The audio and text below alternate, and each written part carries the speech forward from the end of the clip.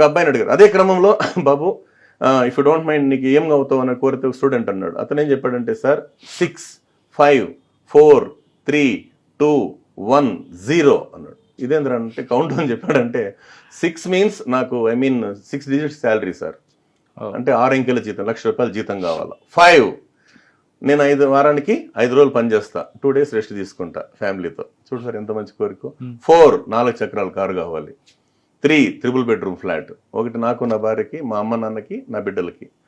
2 ఒక అమ్మాయి ఒక అబ్బాయి. 1 ఒకే పెళ్ళాం. 0 టెన్షన్ లేకుండా బతకడం. చిన్నప్పటి నుంచి సార్, అందుకే ఏం చెప్తున్నాము, 10th class, intermediate first year and second year, ఈ 3 సంవత్సరాలు ఎవరైతే హార్డ్ వర్క్ చేస్తారో 30 సంవత్సరాలు మహారాజులాగా మహారాణిలాగా బతుకుతారండి. ఇది పెద్దవాళ్ళు చెప్పిందే.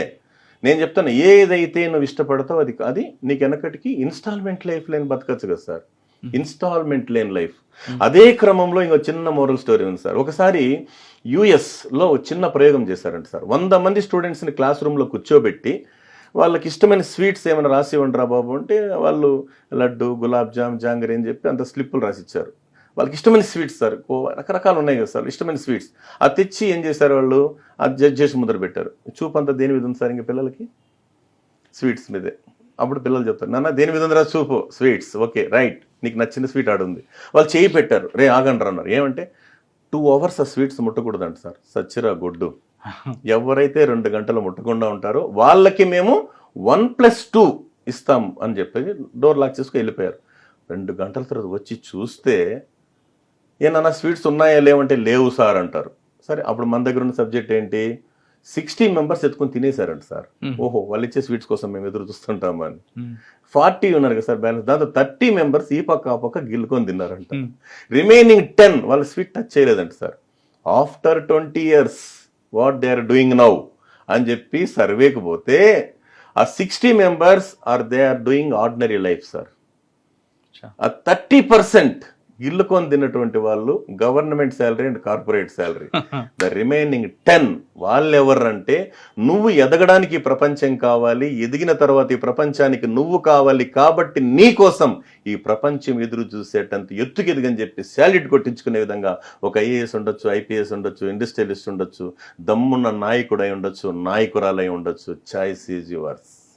మీకు 60 కావాలా, 30 కావాలా, 10 కావాలా? చూడు సార్ ఎంత బాగా వింటారు సార్ పిల్లలు. అప్పుడు అందరూ మేము 10 సార్ అంటారు. అంటే మీ పని మీరు చేయండి, అంతే కదా సార్. మీకు కావాల్సిన చదువే కదా, చదువే. అందుకే శిలలాంటి బతుకుల్ని శిల్పంగా మార్చేదే విద్య, మనిషిని భగవంతుణ్ణి భాగ్యవంతుణ్ణి చేసేదే విద్య.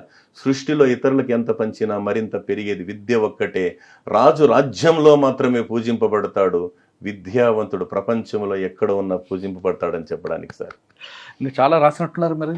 అంటే ఉన్నాయి సార్, చెప్పండి. అందులో బాగా నచ్చింది చెప్పండి. బాగా నచ్చింది స్వచ్ఛ భారత్కి సంబంధించి హైదరాబాద్లో ఉన్నటువంటి విశ్రాంత ఈఎస్ఐ అధికారి శ్రీ కేఎల్ కామేశ్వరరావు గారు సార్. ఆయన 2 lines రాస్తారు, అవి హార్ట్ టచింగ్ ఉంటాయి సార్. ఆయన రాసింది ఏంటి, బలహీనతకు అందమైన పేరు హాబీ, హాబీ ఒక్క ముళ్ళ గులాబీ. నెక్స్ట్ సార్, కులగోత్రాలు మలమూత్రాలు ఒకలాంటివే, కులగోత్రాలు మలమూత్రాలు ఒకలాంటివే, అలాంటి విసర్జిస్తేనే ఆరోగ్యం, ఒకటి దేహానికి మరొకటి దేశానికి.